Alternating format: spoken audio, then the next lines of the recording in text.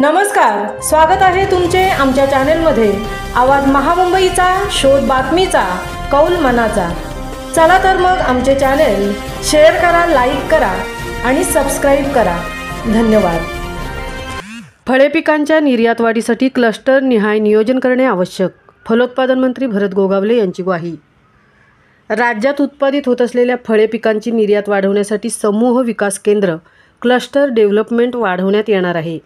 त्याचबरोबर या GI मानांकन प्राप्त फळे पिकांना विशिष्ट ओळख निर्माण करून देण्यासाठी राज्य सरकार सकारात्मक आहे, अशी ग्वाही रोजगार हमी योजना व फलोत्पादन मंत्री भरत गोगावले यांनी पुण्यात दिली। दरम्यान केळी व सुपारी फळपिकाचा समावेश तर महात्मा गांधी राष्ट्रीय ग्रामीण रोजगार हमी योजनेत खजूर लागवडीचा समावेश करणे तर कलमे रोपे पुरवठ्यासाठी कुशलची रक्कम शासकीय रोपवाटिकेस देऊन खजूर पिकाचा समावेश महाराष्ट्र ग्रामीण रोजगार हमी योजनेत करण्यासाठी आणि रोपवाटिका बळकटीकरणासाठी खेळते भांडवल उपलब्ध करून देण्यासंदर्भात प्रशासकीय स्तरावर तातडीने प्रस्ताव करून राज्य सरकारकडे पाठवण्याच्या सूचना त्यांनी केल्या। साखर संकुल येथे राज्यातील फलोत्पादन विभागाच्या आढावा बैठकीत ते बोलत होते।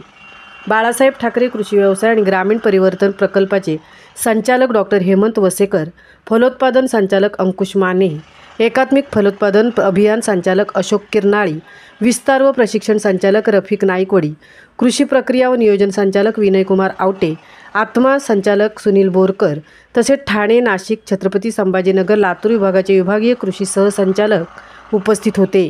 गोगावले म्हणाले, राज्यातील फलोत्पादनाचे क्षेत्र वाढवण्यासाठी शासन स्तरावर नाविन्यपूर्ण उपक्रम राबवण्यात येत आहे।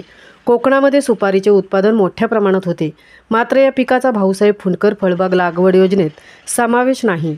वादळ, अतिवृष्टी या काळात सुपारी पिकाला मोठा फटका बसतो। रोपवाटिका कमी होत चालल्या असून त्या वाढवण्याच्या दृष्टीने आर्थिक आणि भौगोलिक स्तरावर तपासणी करावी। त्यासाठी अधिकाऱ्यांनी प्रत्येक विभागातील भौगोलिक परिस्थितीचा अंदाज घेऊन कामकाज करावे। वेळोवेळी शेतकऱ्यांना मार्गदर्शन करावे।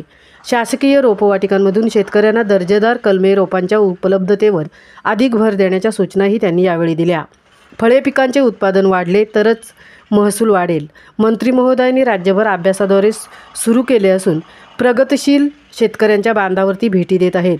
त्या दरम्यान शेतकऱ्यांनी फळमाशी प्रादुर्भाव कमी होण्याकरता फ्रूट कव्हर, क्रॉप कव्हर याबाबत मागणी करत असून यावर आपण योजनांचा समावेश करणे आवश्यक आहे।